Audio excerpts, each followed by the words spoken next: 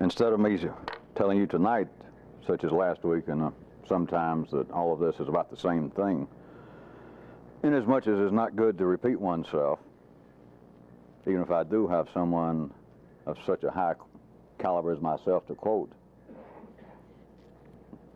let me do it differently and tell you that none of this is related. How about odds and ends? How about pieces? If I did sit around and write out some kind of speech or program for our meetings, how about with little odds and ends that I couldn't work in, or that I had thought about and then forgotten, or I decided not to? Any of that. You got the privilege. So let's assume that none of this is connected.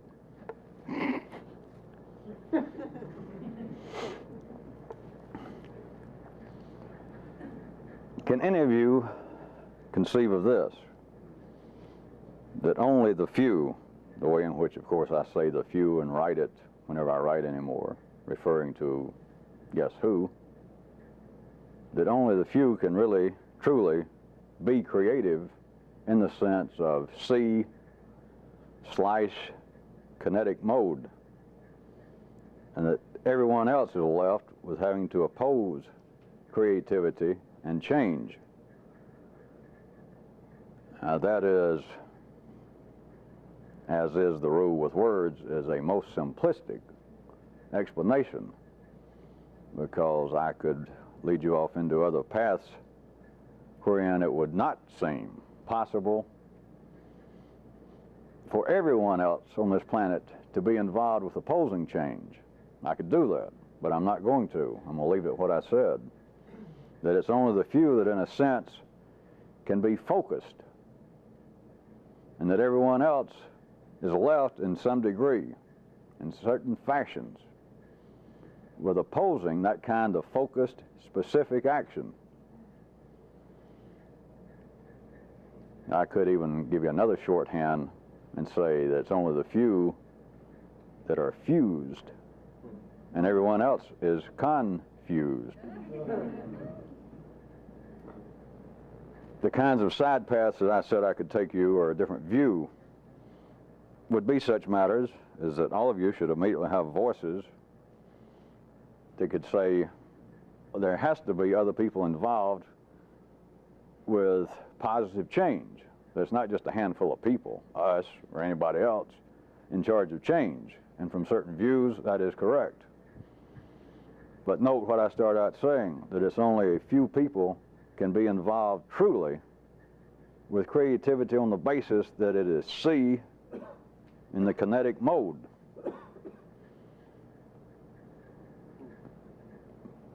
If you ever get a glimpse of that, then anything outside of that,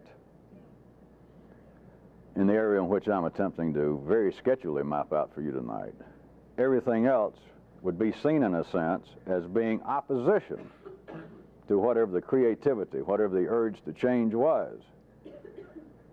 That everyone else has no choice. And they can be talking about change, they can be talking about creativity, and from certain viewpoints be involved with it.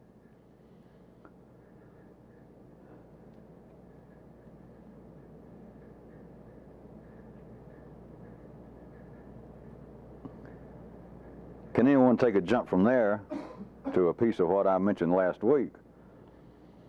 That only that which is absolutely necessary in life is strongly opposed.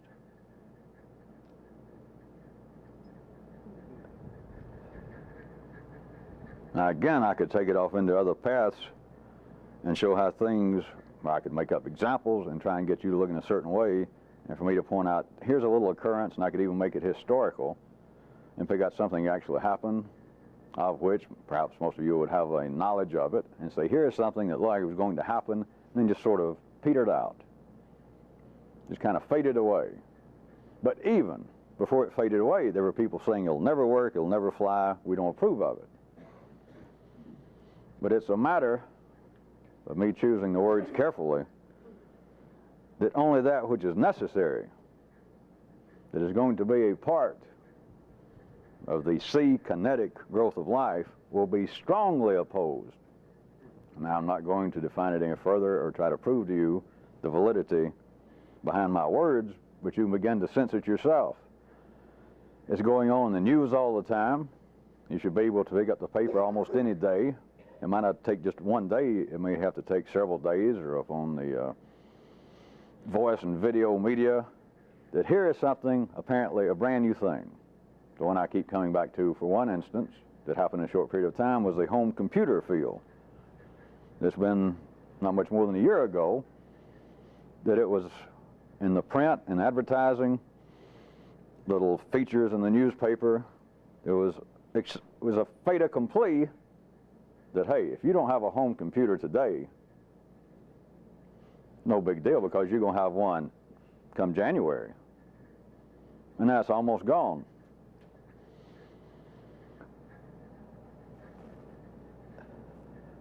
You can begin to smell, whether you could do it without example or not, but you can begin to smell yourself.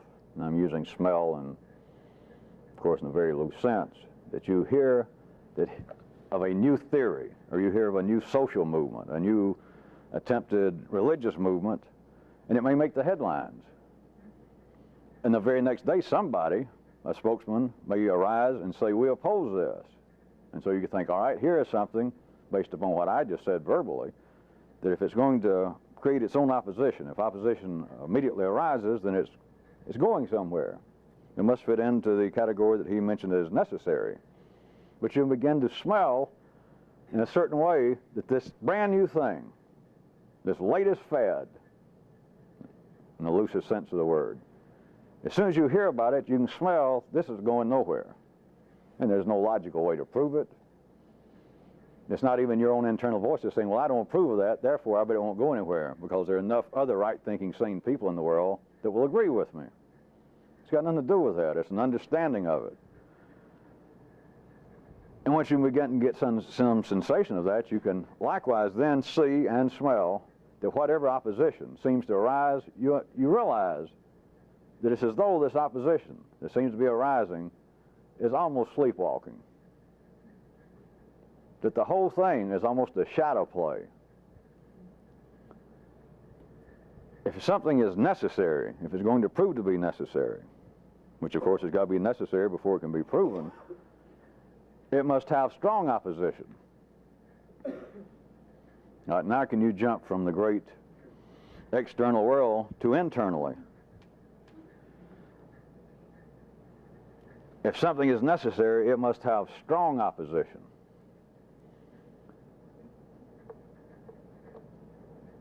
I continue to get some notes, and especially some communiques from people in other cities that are getting all of this second and third handed, that note from me and then want to inquire, is there anything unusual about them seemingly being driven by two different minds, two different persuasions, that at times they feel as though this is the most important thing in the world, and there's another aspect of them that just almost in the next minute can think this is just a waste of time.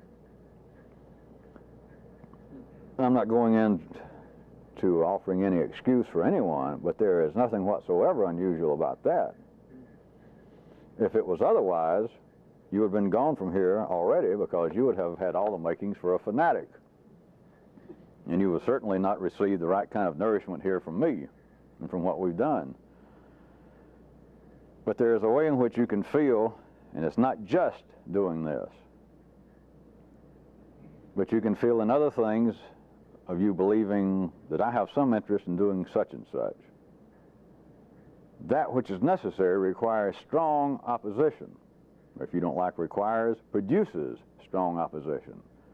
That which is necessary will always have strong opposition. But now, instead of worrying about political or social movements out there, the internal circuits. I thought at least I would throw that in, that that's something that you could help while away the hours at times that you believe you have the blues, or that you're getting terminally discouraged. Whatever it is you're doing, if there is not strong opposition, I'll say one more time, don't just wait, don't just look out there. That's always apparently the easiest place to start with most people. But internally, there's going to be that kind of opposition. Also not connected with any of this, it's back to the subject of free will. Can any of you now get your own sort of glimpse?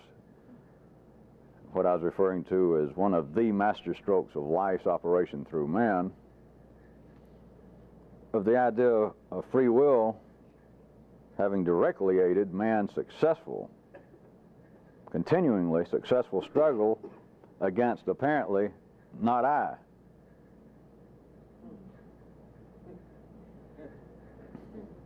To, of course, life's advantage. Now, could anyone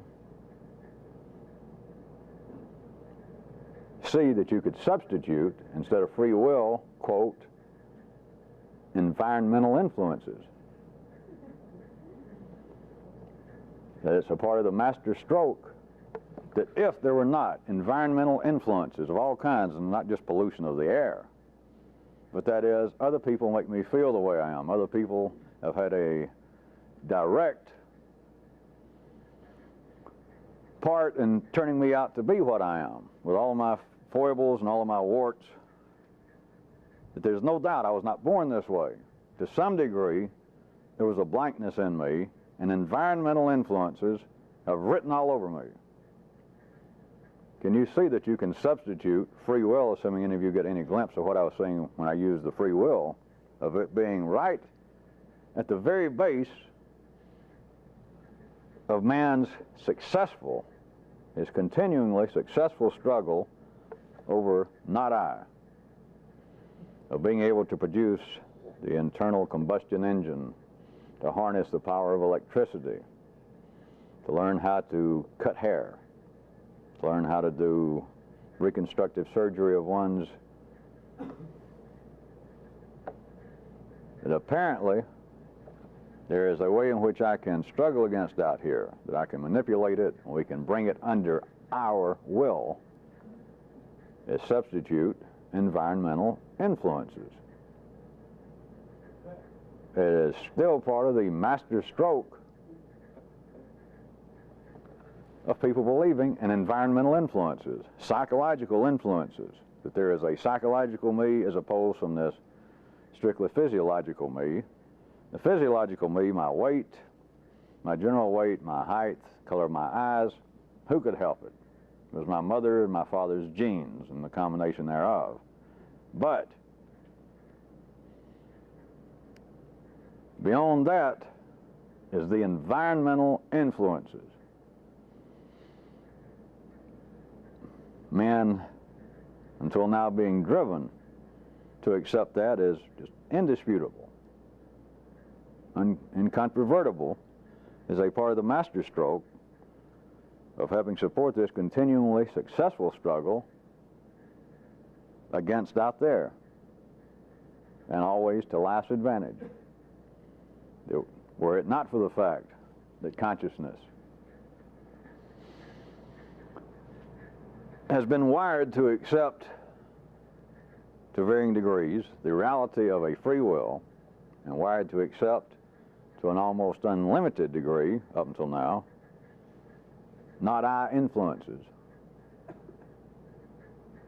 can be seen as being at the heart. It can be seen as being the fuel, the food that's driving this army of I to continue the struggle. Attempting to do that, which from one viewpoint is impossible, while being told that it's very possible, and attempting to do that, which is in a sense impossible, and look what happens. I say look what happens if anybody could have followed what I said for the last 30 seconds verbally, of telling the army that we're going to ship off, we're going to ship out this morning from the coast of Belgium. We're going to attack Iceland, and it's just over the horizon. It's approximately 9 miles from here, instead of whatever it is, 1,500 miles. Therefore, you don't have to worry. We'll be there in no time. You don't have to worry about your clothing. Just bring a weapon with you. They take off and they attempt to do the impossible. Now this is true, of course. They attempt to do the impossible because that's the only information they have. They accept it, having no choice, and damned if the impossible doesn't occur.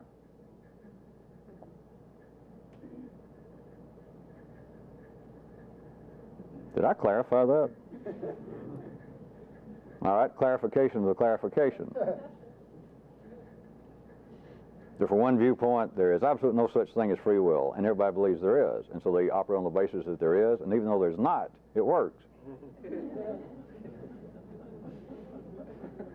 But remember, none of that is absolutely true. That's the worst part. It's almost true. It's true enough for me to say it.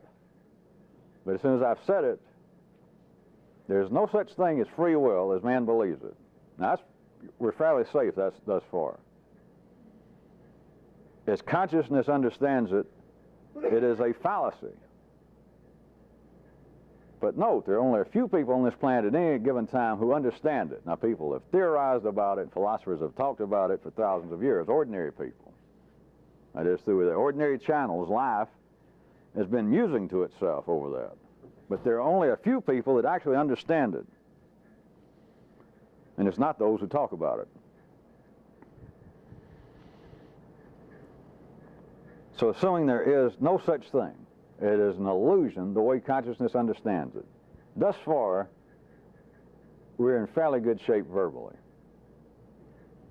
That the idea of free will is an illusion, comma or semicolon. But all of humanity, with a few exceptions, being wired up in consciousness to believe otherwise and to operate otherwise, almost make it work. It gets very tenuous, and I go that far. That it almost becomes true even though it's not. That's even worse. But none of that is invalid. Thank God for clarification, say I.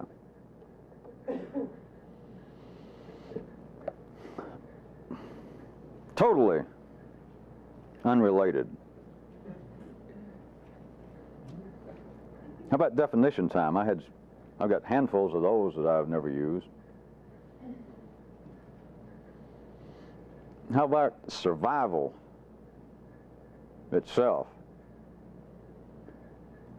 Now, this is almost a moot definition, speaking about ordinary people. And so we'll have to assume that it applies to somebody else. But survival itself could be seen as an art of being able to minimalize stagnation, fear, and disaster. Since that rolled off of my tongue, I've never heard it and I've never said it. It could strike an ordinary ear as almost a negative statement. That the best, it almost sounds like, well, hey, the best you could ask for life is to get through it without completely stagnating in a terminal manner or being scared to death to where you're immobile or getting through this almost endless supply of disasters. And I must tell you that that's not at all what I meant. But the words do cover, if you could fill in the sketches yourself, it does cover, in a sense, not just the heart of doing this, but of simultaneously, since we're not in a convent or a monastery and we have not retreated from life, that of dealing with traffic itself. That all of us are still playing in traffic. We're out there working in traffic. You're still dealing with ordinary life. Of course, as an aside, as some of you have suspected and had voices that didn't even like the suspicion, if you were to retreat, if we were to build a communal farm and put up a 20-foot high fence, traffic would still get in because you'd bring it with you.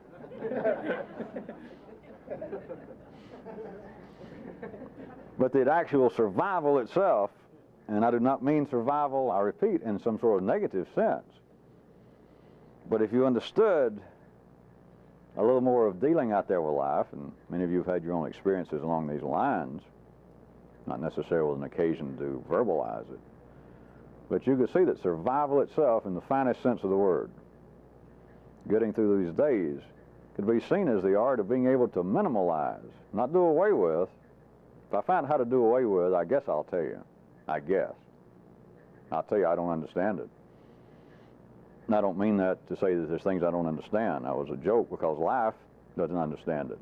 If it did, it'd stop it. But survival in the finest sense of the word would be being able to minimalize, be the art of it, being able to minimalize stagnation, fear, and destructive acts. I told you that wasn't related to anything. For once, I may have been right.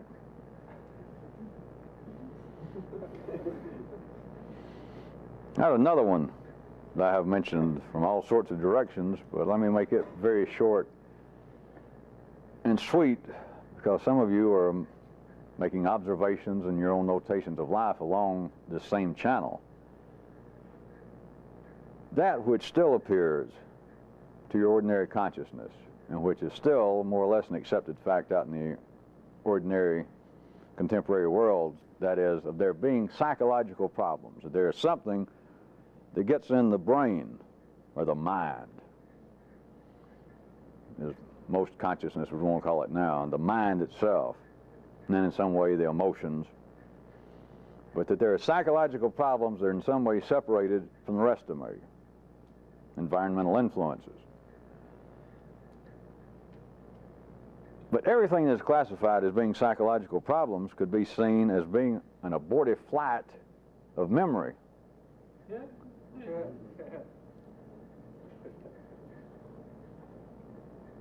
I guess I will quote myself again after all these years, because some of the simplicity of it may now hit some of you.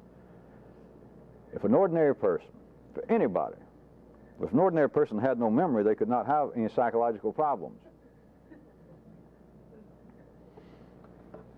Now, since this is not therapy, I would assume that you would assume that I mentioned this for some reason. It's not necessary that any of you, or all of you, feel as though you still have some great psychological problem. But how about the everyday disasters? The everyday apparent fifth column worry warts, mad bombers that seem to be living in your blue and yellow circuit. They cannot exist without memory. You can't even be fearful, as the ordinary voices would try to describe it. You cannot even be fearful for the morrow without a memory. You can't dread the future without a memory. That everything that passes for some kind of psychological problem is no more for someone doing this. And it'll be true for everybody else, but it's not going to happen. It's an abortive flight of memory. Or I guess I should say, it should be an abortive flight. Because any time that you are suffering from any kind, no matter how small, no matter how much you may now try to overlook it, and how much you try to remind yourself that your suffering card is really no longer valid, that still you find that on little bitty cat's feet, that depression or this kind of abject fear has crept back up. It's memory on a flight that should be aborted. It is the ordinary voices flying in memory. And it does not mean that you're just simply continually, in the horizontal sense, remembering in the past how your mother always said, I wish you'd been a boy, or I wish you'd been a girl, or I wish you'd been human. It may appear to be that the fear is immediate, or I am fearing what's going to happen to me tomorrow, 10 years from now. It is still what should be an abortive flight of memory. It always is. I at one time hinted around this verbally, and nobody at all seemed to like it, so what the hell. I tried to hint, or I gave it as a kind of rhetorical question, is would anybody even like to imagine the fact that if you were more developed, if you were in some extraordinary state, you and anybody else, would any of you accept the possibility that such a person might not even have a memory in the ordinary sense? wherein you could almost make an argument, and it's been done many times throughout history, and I've sort of used some of it in the writing of those public books that we put out, of talking about a kind of continuum of consciousness. Instead of people just walking around in this automatic daze and just doing what the nervous system is wired up to do, is to come upon an awareness of what's going on. So apparently it would be a continual watching of oneself and a continual awareness, especially that you wouldn't turn around and somebody could say to you, hey, why did you just do so-and-so last night? Why did you say so-and-so? And you say, I don't remember it. Be a sure sign. It's quite an ordinary person. Could be below ordinary. Certainly not a superior person. Of course, I don't mean that example literally. But what if a person had no such memory? Not that they didn't recall it, but that the memory would not fly. Now someone's saying, why did you do so-and-so one time? I'm sure you did, even if you won't admit it, and I didn't like it. Now the normal response, in most situations, people wired up and they're already in some kind of magnetic attraction, will assume that the accused, that is, that somebody says, I remember when you did so-and-so, I remember when you used to say so-and-so, and now you won't admit it, that it would have what appears to be a heat loss effect. In other words, the accused in some way is going to negatively react.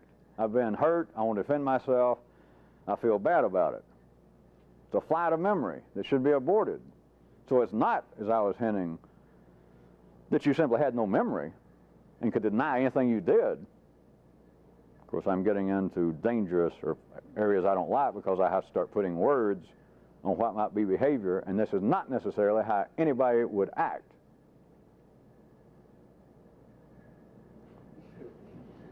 I had my reason for giving that caveat.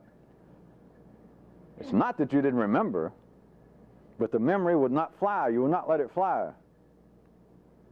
So that which would seem to be the effect in that great world of cause and effect, it would be the effect of someone accusing you of past actions. But you remember it quite well. I know exactly what you're talking about. Well, blah, blah, blah, blah, blah, take that. And you don't take that because you can't take that. It won't fly.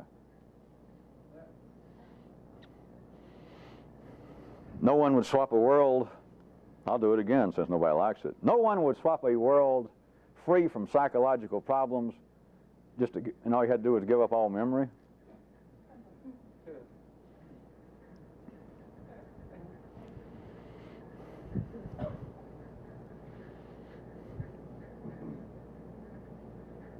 I don't guess anyone would have the nerve to ask themselves then, as an epilogue to my comment, is memory of what?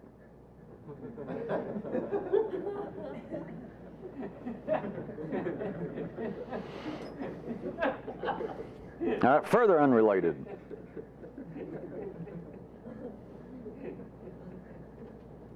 Is it time for me to get in my limited repertoire of gestures? Am I going to wear my chin out? Johnny Carson if I had a tie. Or better yet, Benny Hill.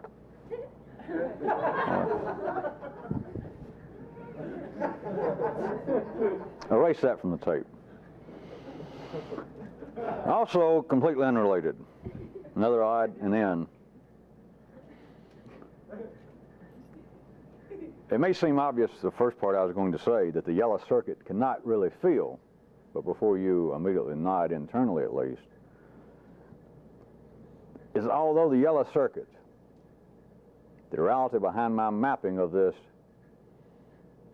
territory that is not as easily extant as my mapping of it, although it cannot really feel through its verbal interpretations of memory, I might add, it leads ordinary consciousness and the disalert, I might add, into accepting the mind itself as a platform of passion. Now, based upon the kinds of descriptions I've given, and as simplistically as I've made some of them, I would go ahead and assume for you that by now, if we were having a written test, and I said, which circuit can't feel anything? Let's assume that all of you would immediately say, well, yellow circuit. That'd be your answer. Not incorrectly based upon my mapping. Not incorrectly at all, but what I'm pointing out to you, that it takes a bit of real objective success to begin to see, and I'm not going to give you any examples tonight, because your life is an example of it. Here in the civilized, our part of the world, where the yellow circuit is so strong and so active, where we are in last nervous system, that through the interpretations of feeling, the verbal interpretations by the yellow circuit, which is the only one that can verbalize, it sneaks up on everyone. It's just true with everybody. But you've got to see for yourself otherwise. You can't be ordinary in that respect. That you then begin to take these verbal interpretations as a feeling that this thing does have passion.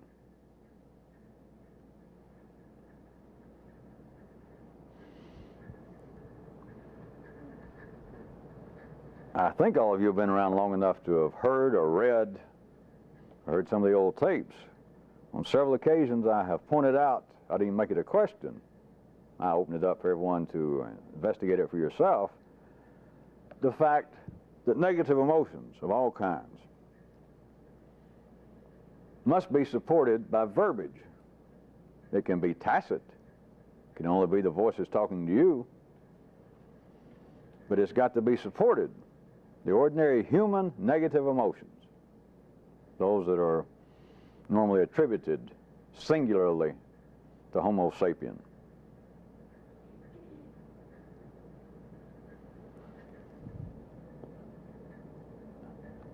I'm going to hold to my threat and not give you an example, but there is a huge area known as your life wherein this fallacy that is true all across the board to everybody is wired into humanity without any analyzation, and it serves a purpose, but people accept, even though they can speak, ordinary people talk about the passions of the heart, and that feeling is different from thought. There is still this unanalyzed, unrecognized acceptance that in some way this is a platform of some kind of passion, and it's not. And yet it operates otherwise in the perception of ordinary consciousness. And I assume that by now you will accept that I am hinting that there is some kind of profit in pursuing this on your own, since I'm not going to say anything else about it.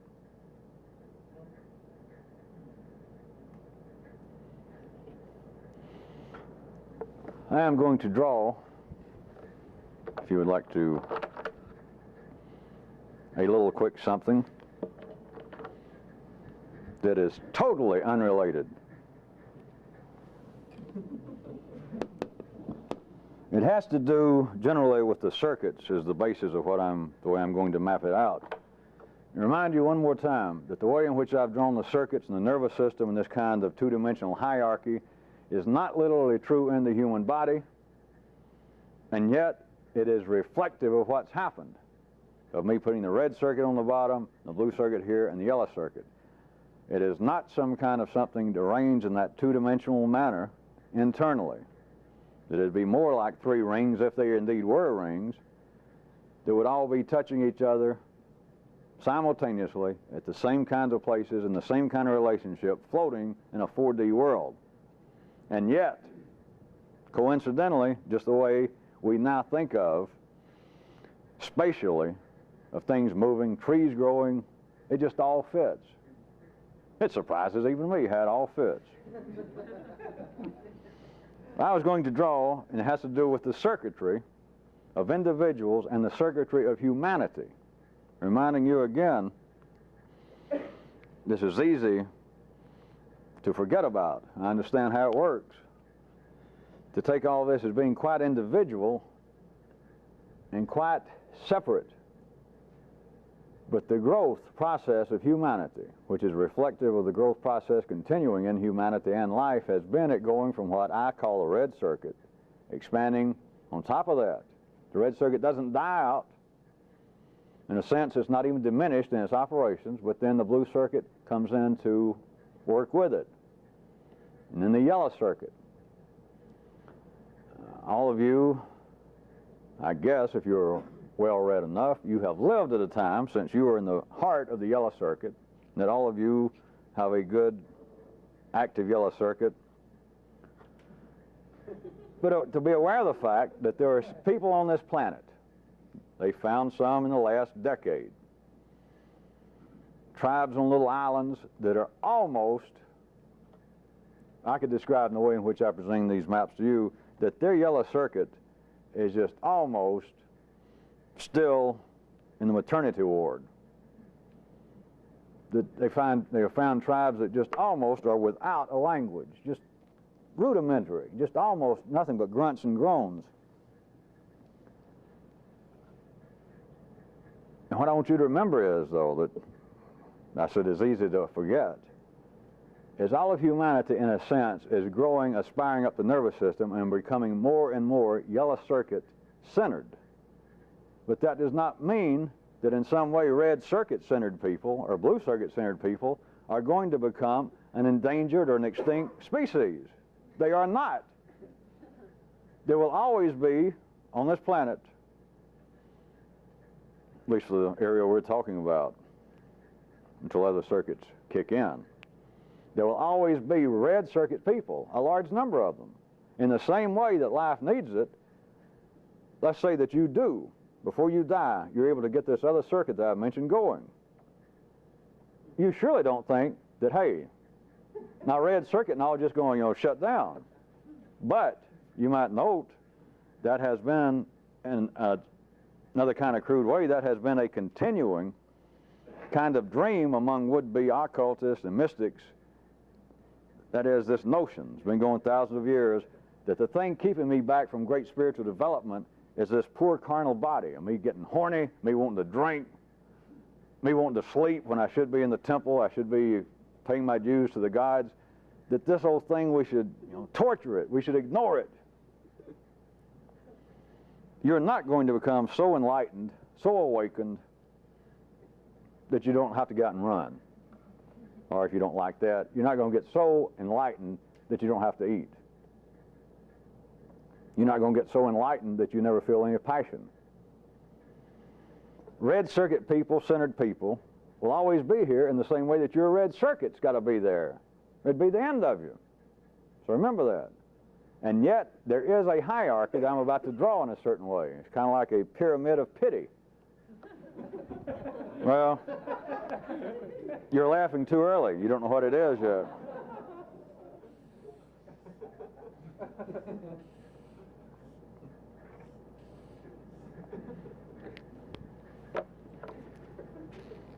Right, quickly, put a little color in the action.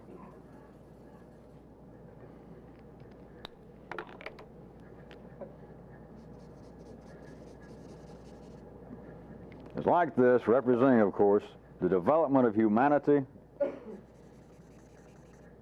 the development of the individual. It's a certain kind of reflection that we cannot describe. I'm not even going to attempt, but I'm saying it's a certain kind of reflection of the way life's own nervous system is growing. And it continually aspires to higher, more complex circuitry.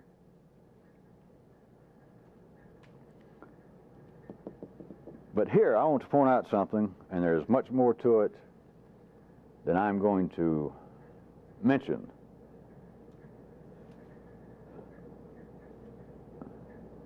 But there are areas that everyone has voices and curiosities about, that this should throw some of you out into the briar patch, or show you how to get there. Under all ordinary conditions, taking this as being level, different levels, that there are people still on this planet, there are people here in this country, that their center around which all the wiring operates is around the red circuit. It's their prime motivation. It is the way in which they primarily are used as transformers of energy, as they do it at that level. It does not mean that they do not have blue and yellow circuits in operation. Then there are people whose primary way and function they're serving of transforming and transmitting energy is through the blue circuit.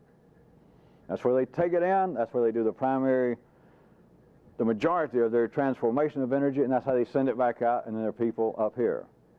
There are more down here, few less here, and the least amount here. It's the way it is in you. It's the way it is in everybody. It's the way it is in humanity. All right, at that level, what I wanted to point out to you, it's impossible to care for, or if you insist, so that you know what I'm generally speaking about, sympathize.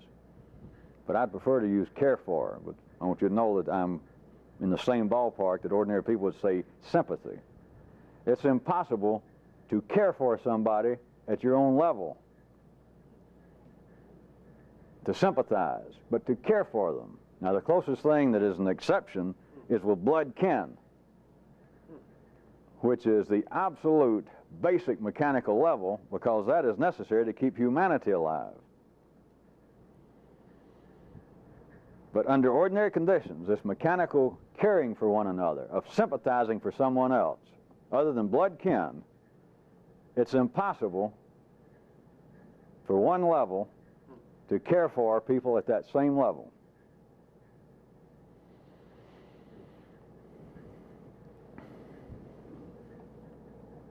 You can only care for people mechanically, ordinarily, at a level lower than yours.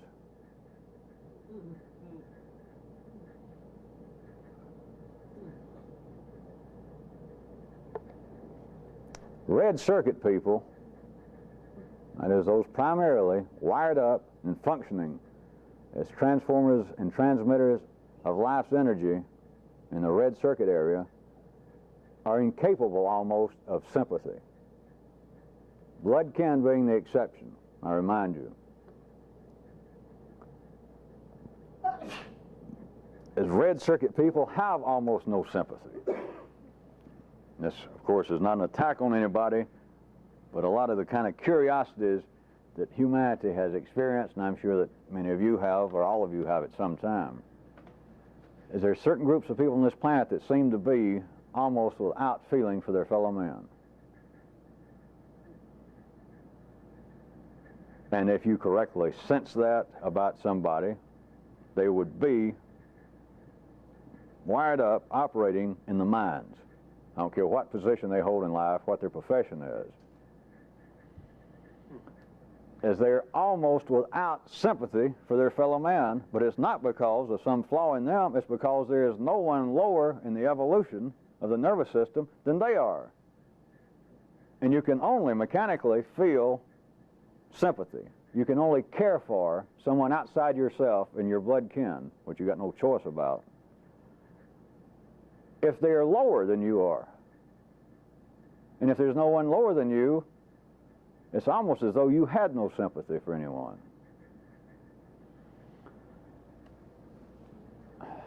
My original intent was not to rub your nose or to end this or to sketch it too much, but based upon this astounding lack of response, how about some hints? The atrocities of history. There find groups of people that are still on this planet. Little tribes of people, groups of people that seem to have almost no charitable instincts one toward the other than blood kin. That they can let their fellow man starve to death.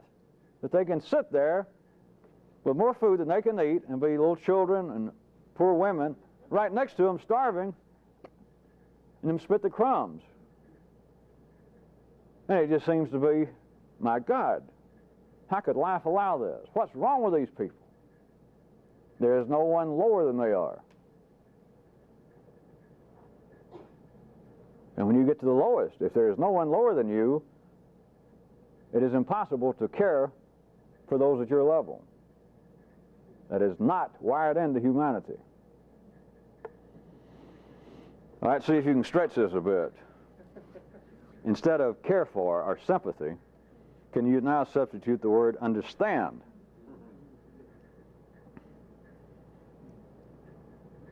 Which, of course, I am hinting by my question, can be synonymous. All right, other than what may have sounded as my harsh example of red circuit people almost displaying no sympathy, because if that is where you are wired up mechanically, if that is where you are functioning, and you've made no additional effort, you almost have no feeling of sympathy.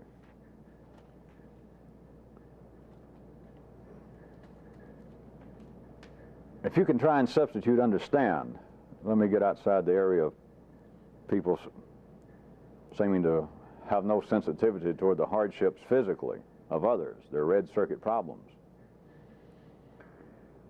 Looked at as this kind of hierarchy, this kind of pyramid of pity. Or to get me some kind of pill that'll help, an antidote to alliterations. Don't bother.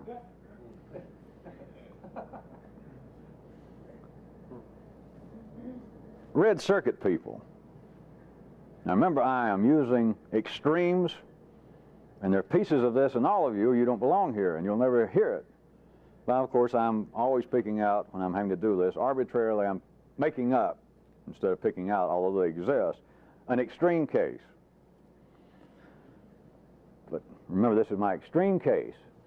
A living archetype of a red circuit transformer. They cannot understand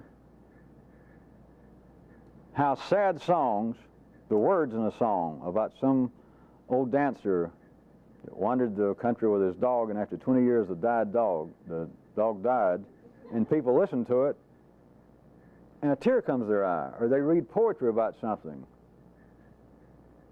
and they just seem almost stunned by it. It is incomprehensible. But note, part of this kind of tension that runs everything, this has been noted before, all throughout history. And it comes out mechanically in all sorts of ways. Well, these people need to be exposed to the arts more. That's what education is about. That's why we need the arts. That's why we need taxes to build symphony halls and to put on free programs, because these kind of people are not attuned to the finer feelings in life. Now, all this serves a purpose. It keeps things moving along, but the red circuit people do not, however, never have, never will, they do not suddenly rush down and buy season tickets to the opera, even if they put on a big sale, half price.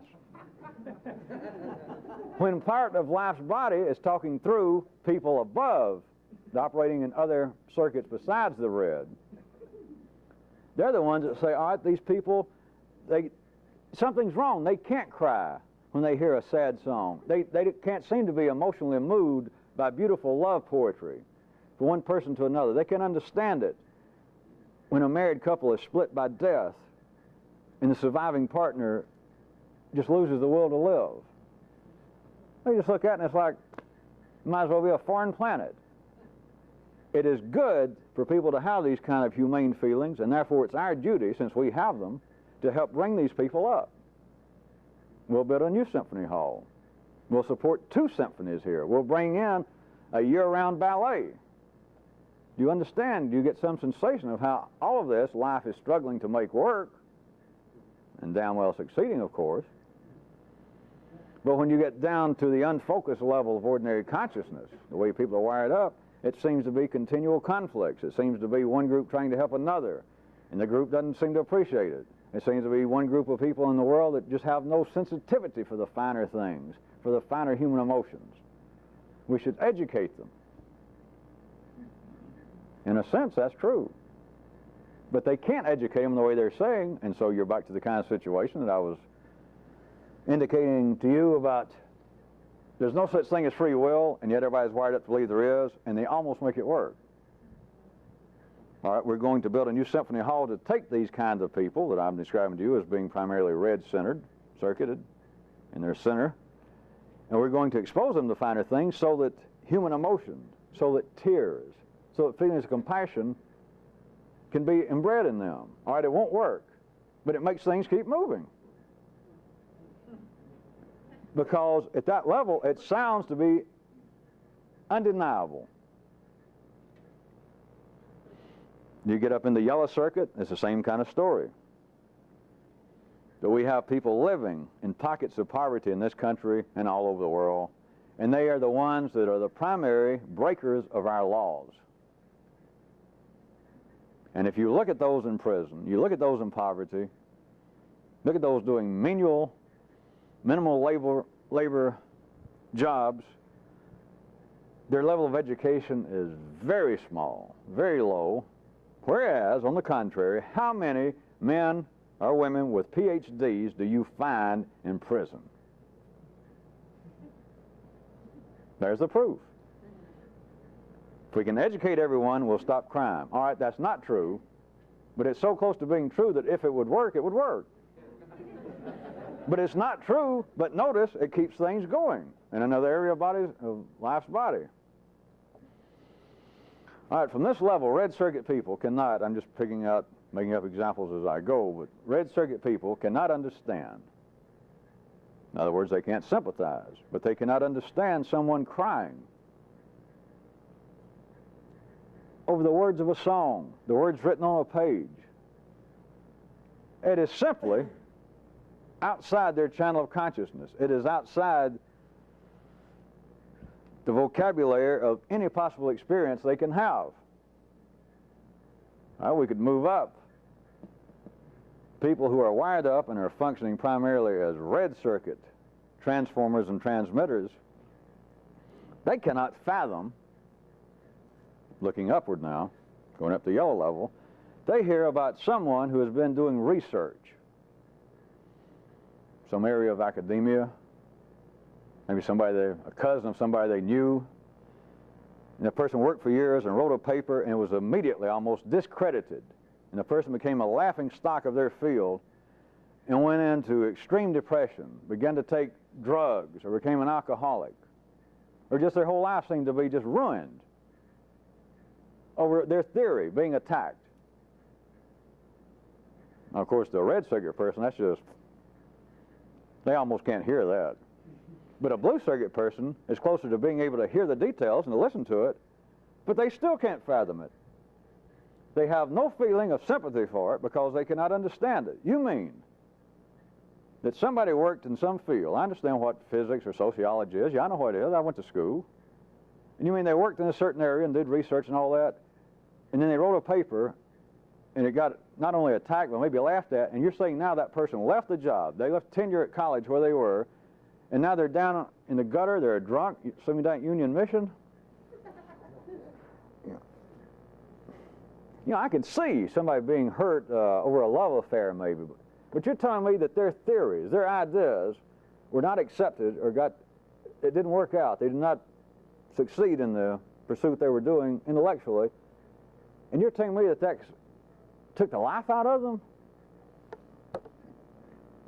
It's like a blue circuit person, they can think of endless examples because they live in them, of how a person could be driven to drink or depression. But you're saying because their theories got discredited, there is no sympathy. I said that there was a lot more to this than I was mentioning.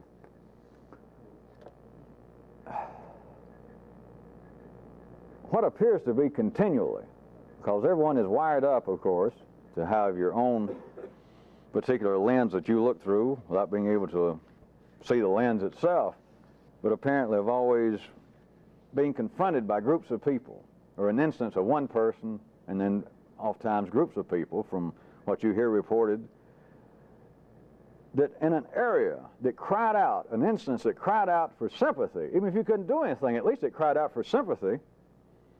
And there were photographs, or I saw it in person, of something that just broke my heart that happened. I mean, just hearing about it, I almost cry. And they stood right there next to it, eating a sweet potato pie and talking to each other, and bumming cigarettes and passing around a bottle. That how can the great gods that understand and feel everything, how can they allow this? What's wrong with those people? And there is nothing wrong with those people.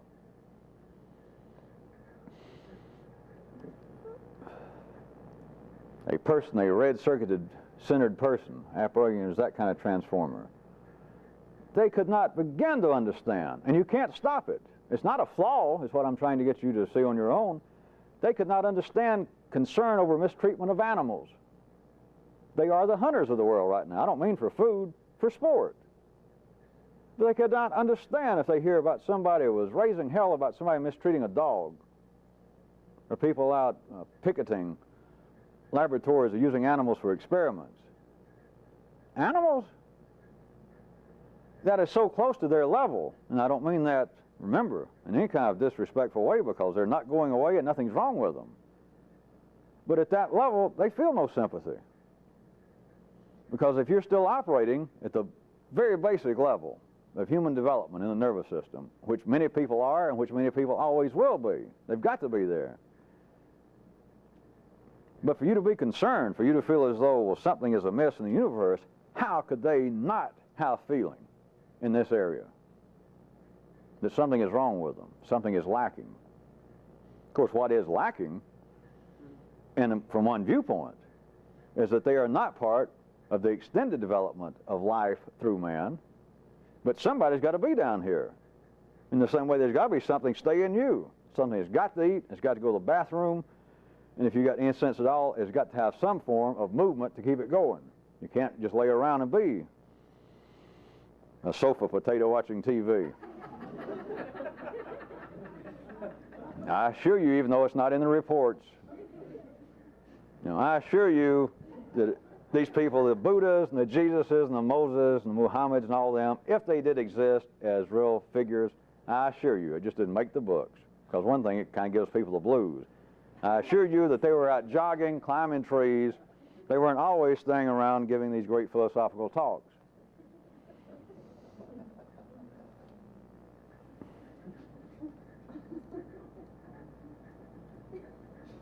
It's another one of the areas that I keep hinting to you, or I've said, that once you begin to see this in a certain way, a multitude of the inexplicable becomes splicable, if there is such a word, or that which just seems to be, and it's not, all of you understand by now, it's not some kind of excuse for the behavior of some person or group of people.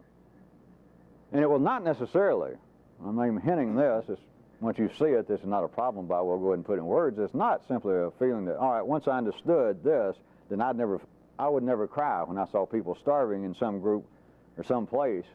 I mean, that's bad enough. But then I wouldn't get mad if I saw the leaders of their country, or the soldiers there, that they had food on the dock, and the soldiers stand there eating the food, and the people are starving right next door. 10 feet away. And they all seem to be taking it as that's the way things are. Nobody seems, the crowd doesn't attack them.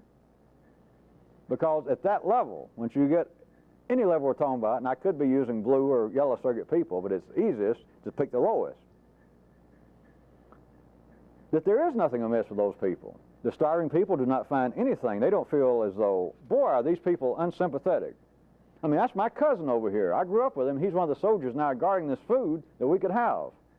And they're fixing to waste it. I understand that the king or the general of the country is going to throw a big banquet tonight, and they're going to all wallow in mashed potatoes, and they're just going to use it to play ball with. How could they be so heartless? They don't think that. When you get to the red circuit level, sympathy is almost a non-existent word. It's just the way things are. But to begin to understand this, where I was taking you this last sentence, it is not that you might not see that and still almost cry. I'm not saying you should or you shouldn't, but I'm not trying to hint to you at all that in some way you become heartless to that. But the feeling of, boy, am I outraged to see the way in which it's operating, or their fellow man, their fellow countrymen, their fellow villagers displaying no feeling of sympathy. Now that, if I was there, I would strangle those people. Well, that's just lack of understanding.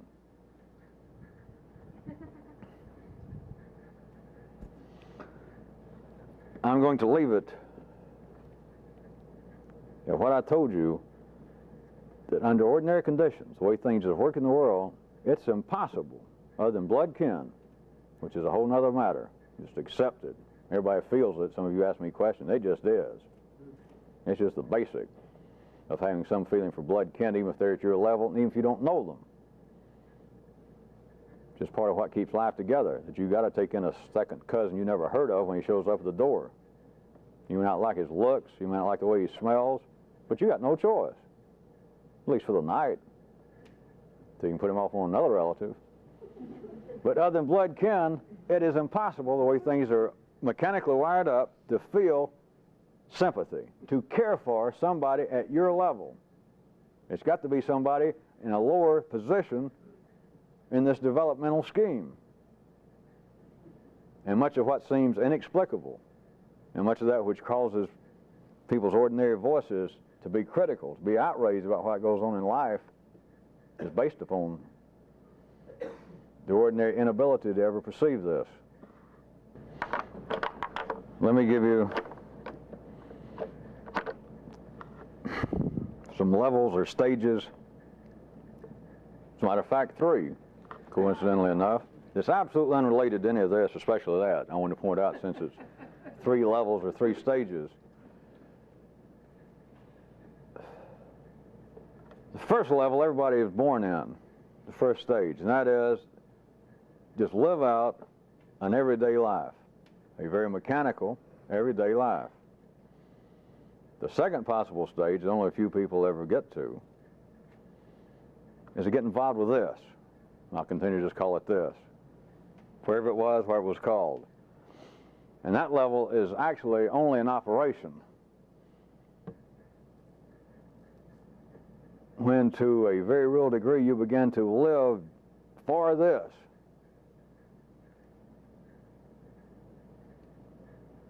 And then the third stage, and that's where you just kind of live an everyday life.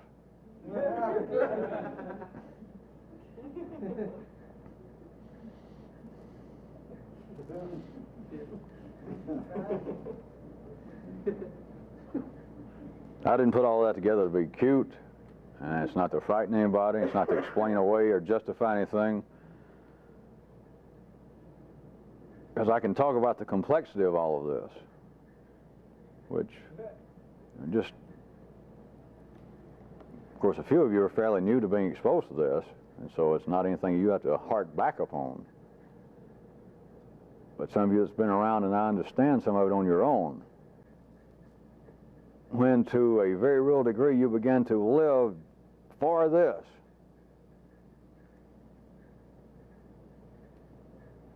And then the third stage, and that's where you just kind of live an everyday life.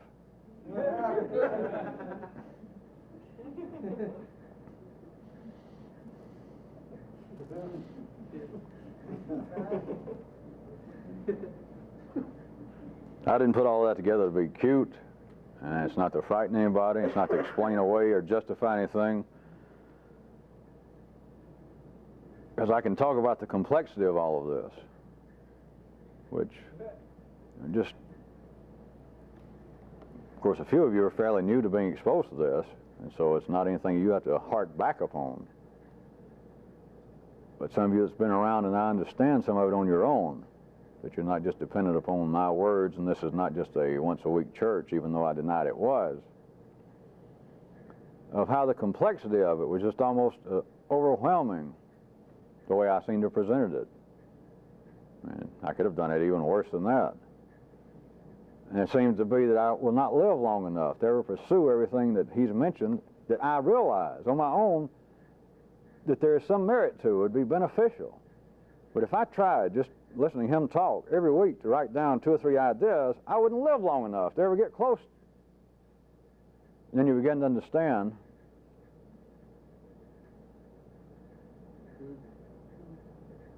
then the kind of dreams, the kind of imagination that you would have had about some famous guru in the past, or your dreams of a Buddha or a Jesus, of God. What an exciting, stimulating, I mean, just to put words on it, it would have been if I could have been around him like day and night there for the last 2 or 3 years, or for 10 years, but maybe just 6 months, to imagine what surely went on when him and the other guys, the real close guys, got together, went off somewhere, closed the door, just the day-by-day activities, or when he wasn't on duty. What a fascinating guy, just if I could just been around.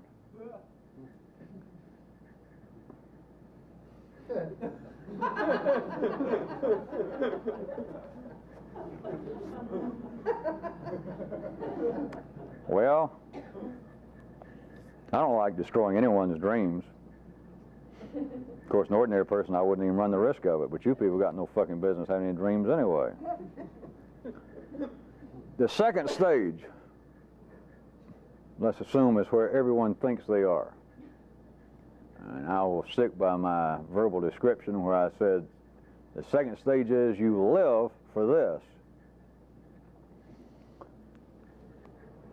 And again, it's not as simplistic as I'm going to put it very quickly in words. It's not that all of you live for this all the time. But I'm telling you there is an absolute necessary, absolute unavoidable reality to it that you have got to get to the second stage to where, as opposed to the first stage, that is that you're just living out a life. Now, I'm not going to make any particular comment. You're just living out an everyday mechanical life. As opposed to that, it is a distinct second stage that you're not simply living out a life, you're living for this. But that will get you nowhere, because you've got to be able to transcend that. And that happens when you realize, when you begin to see for yourself,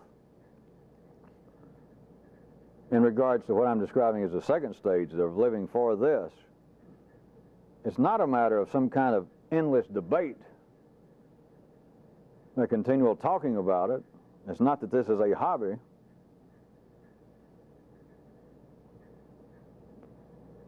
But you find out on your own that it is a kind of way in which to live a life of enriched simplicity. And although it may have sounded crude the way I started it, it is almost as though you start out and life, you just kind of live a life. And then these few people find that they're wired up for life's own reasons that this is just not going to do. And they find some form of this going on in the nervous system of life. But you've got to get to the stage, I mean, it's unavoidable, that you live for this. And I'm sorry if any of you think that is harsh. And some of you even now think, well, I'm not even close to that point. It's not a matter of time, but you have got to reach that stage to where you're living for this. If it wasn't for this, fuck it. I mean, I just can't even imagine it. But very shortly after that, very shortly, you got to get past that stage. You got to get past the point that this is something to endlessly talk about, to debate. I kept my pocket, or it's like a toy. It's a way to live. And you're almost verbally, as I'm going to put it to you again, you're almost back to something that verbally sounds very strongly suspicious of my first description.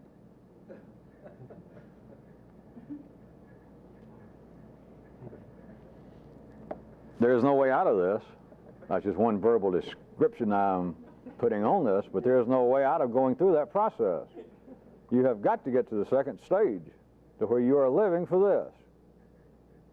Doesn't mean that you don't have an interesting, enjoyable vocation or avocations. It's not inferring that you withdraw from life. Not at all. But as opposed to just simply living out a rather ordinary life, you're actually living for this. You got to get there, and then right quick, you got to get past that. And that's when you would then no longer laugh in the same way over my little rhetorical scenario of people thinking how exciting it would have been to be around such and such person. Or thinking even worse, that's how exciting you will be once you reach some supernatural state.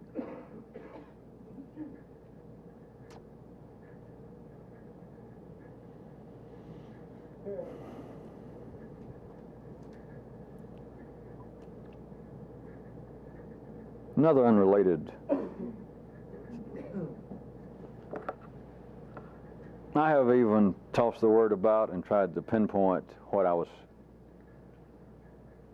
purpose I was using it for at the time, but the word objective, throughout history, throughout Yellow Circuit history, as long as we've got any recordings, life has been speaking through certain people and having them use the term about objective, that which is objectively true.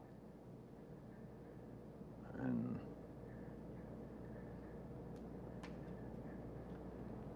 all the way from just social commentators, novelists, and of course our tried and true friends in the field of philosophy. But to speak of their or them pondering, trying to work upon a premise that there has got to be some kind of objective truth. Now, what life is saying through them is speaking about the possibility, or them even thinking there certainly must be, even if I can't find it. There's got to be a kind of truth apart from man conception thereof. There's not to, I guess they would have normally said, some subjective notion of the truth.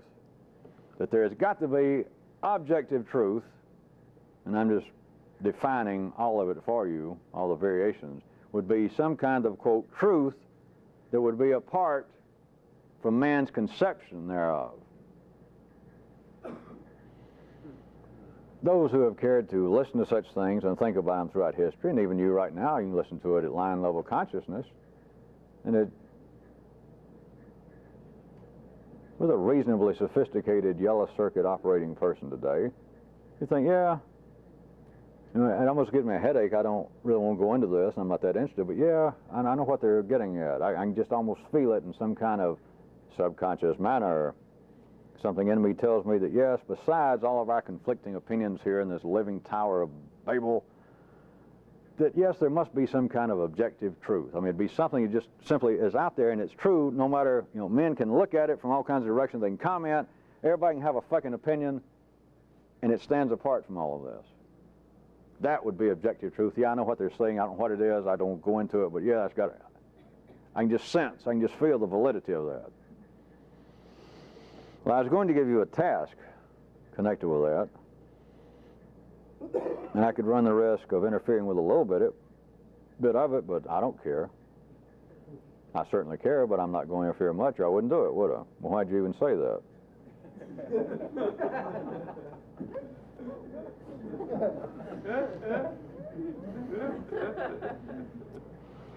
I would be tempted to ask you rhetorically, even though it sounds as though, or it may strike people, and I'm speaking for all of humanity that could hear it in a certain kind of yellow circuit manner, that yeah, that's got to be true. It just got to be. It just feels right that there's got to be some kind of objective truth. There's got to be something that's true. It stands apart. It's not dependent upon. It stands apart from man's perception of it. It just is true, no matter what man says. I would like to ask you, before I give the task, if I say it real fast, most of you won't hear it and you won't get all involved with it. Could there actually be any, quote, truth apart from man? Would life have any way of knowing, quote, truth on this level were it not for man? All right, forget all that. I wanted to give you a task. I want everyone to try. And if you can't come up with anything, you don't have to send me an excuse, but I want you to seriously neuralize, to ponder, to consider, to even think upon if you know how. Which, of course, if you know how to neuralize. Is give me an example. Write it down and hand it in next week. Give me an example of an objective truth. Something that is simply true apart from man's conception thereof. I would like to, anybody can come up with any. One will be fine. If you come up with one and then feel discouraged you can't think of two, don't be. Trust me. But see if you can come up with one that just seems to be, that would be an objective truth. There would be something that's simply true apart from man's perception thereof.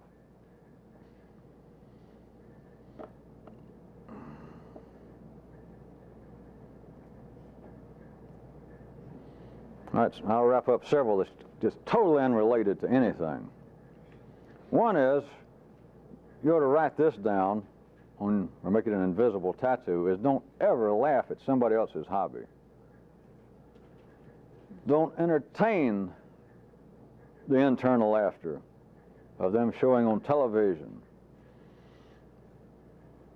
a convention of these grown men and women who collect comic books and thousands of people show up, and it trades for ungodly amounts of money, or butterflies, or some group that collects 2x4s. Of course, you shouldn't, be entertaining the voices that make you fulfill your role as being that forced critic on life's daily paper, but specifically, because everybody's wired up, if you just read and are sophisticated enough of what's going on out there, you're going to run across, they're going on all the time, some international meet of Trekkies, people who do nothing but worship and talk about the Star Trek television series. They're bottle tops.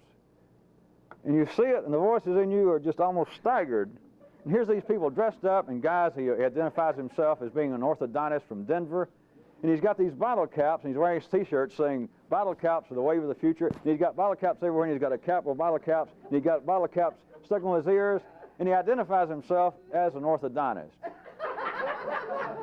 And you got voices in you that just think, my God, how ridiculous. Don't ever, I'm telling you seriously, don't laugh at people's hobby. Because speaking in a way that really breaks down verbally, but I'll go ahead and say it, that may be what's getting them through life. That may be the way, that may be their art of survival. That may be the way they're minimalizing the disaster of being alive, being stagnant, being afraid, and being bored. Those kind of voices you should throttle. You should not even let them speak behind the door. I don't care what it is. Don't ever laugh at somebody else's hobby.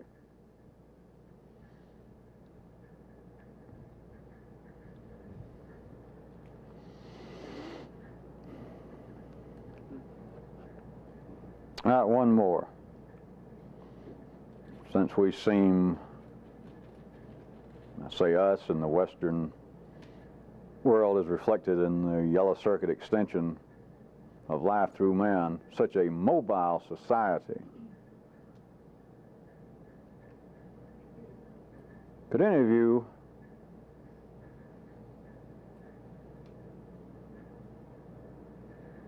catch such a view of dying being like the ultimate employment transfer?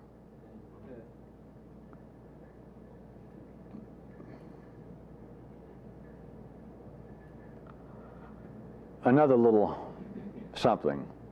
I want all of you people to do it tonight, and people getting this on tape in the other cities, after the meeting of you getting this tape, you may do it there also. What I want you to do after you get your food and we get through is get a little piece of the kind of yellow papers we use.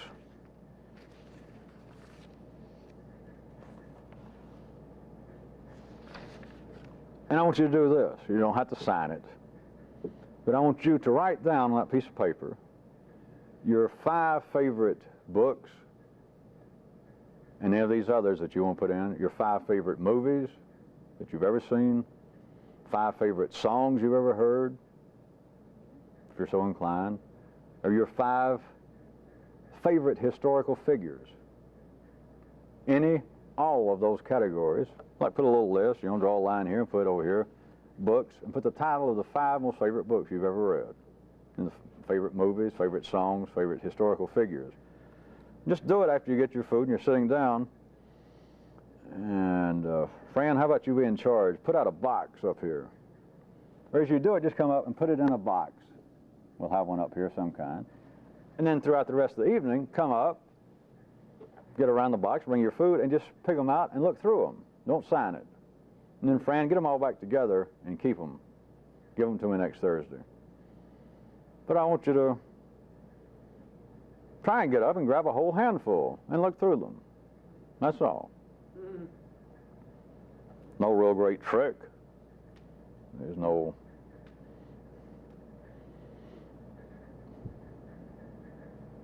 none of those kind of motives that some of you used to fear.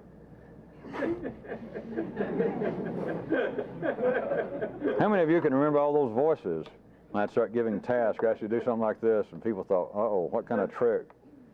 And may say, all right, we'll get together and have a party on, what's the nearest holiday? Let's get together, and we'll get some beer and play ball and put on loud music. How many remember the voices about, uh-oh, this is a trick?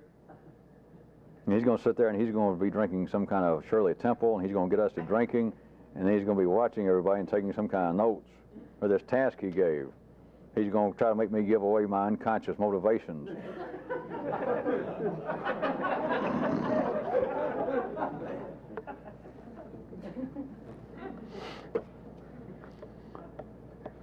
A question I wanted to use.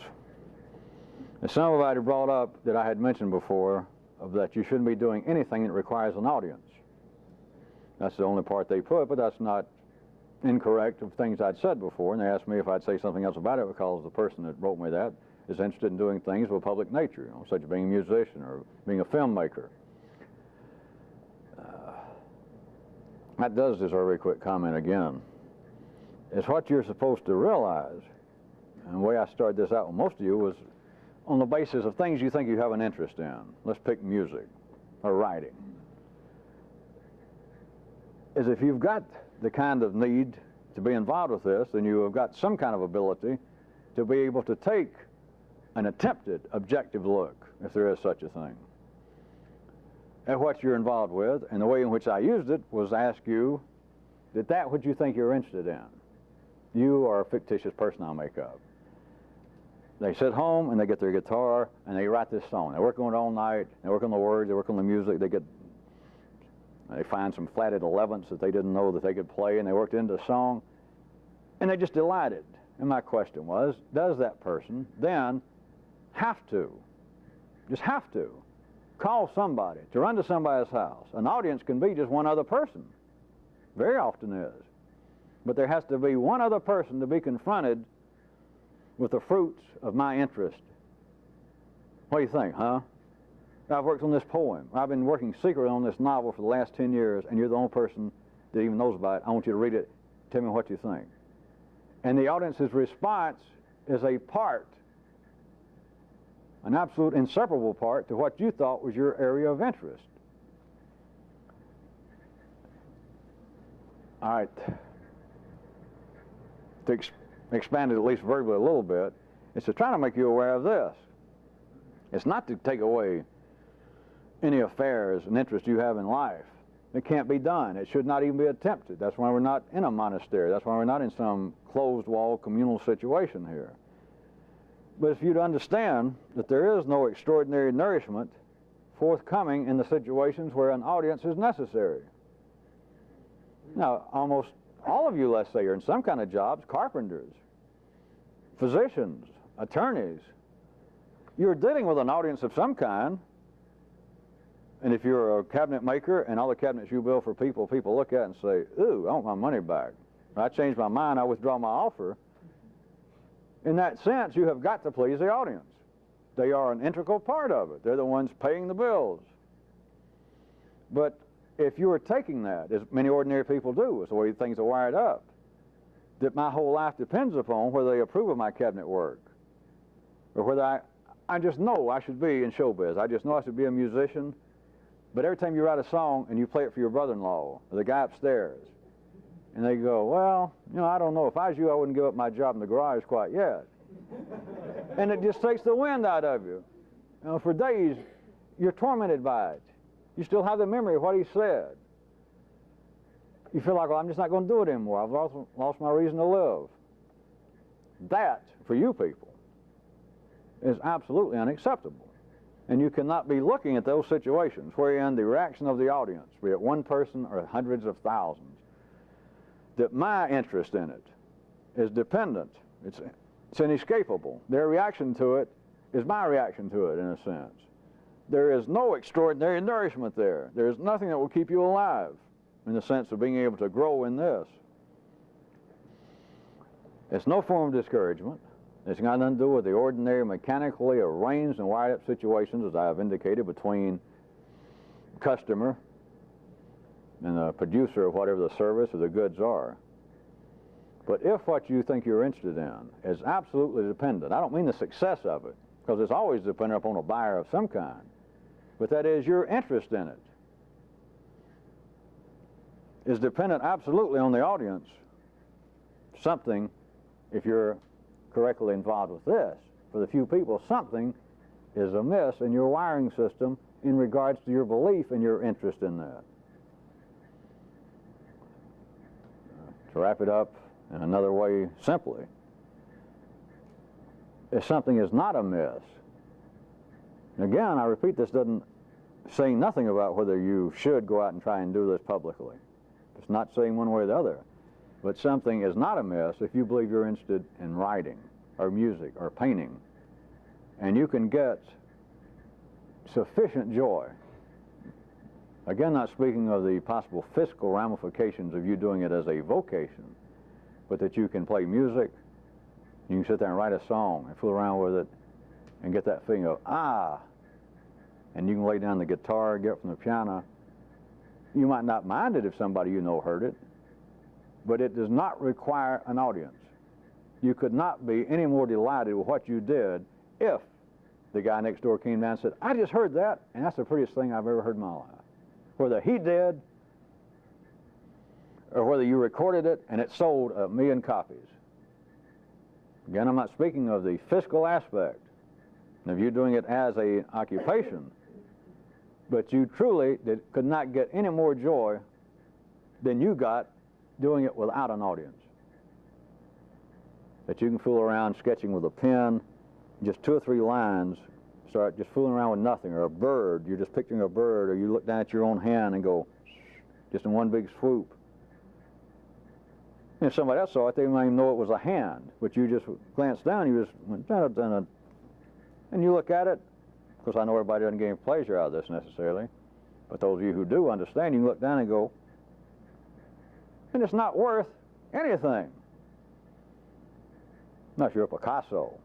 It's just it took you 10 seconds, and it's really nothing. It's just and it's just, hey. And you might have a roommate, you might have a friend that might look down and say, hey, you got talent, that kind of thing. I can look at that stuff, and I really enjoy that, just seeing what somebody kind of noodle around. You might be pleased that they said that, but your pleasure was not increased after you did it yourself, and the pleasure you got out with no audience whatsoever.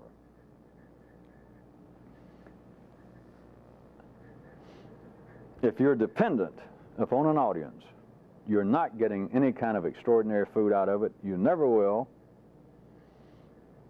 And as far as any of you pursuing something that is absolutely dependent upon an audience, unless it is simply for fiscal reasons, then I'm suggesting to you that it should be looked at again.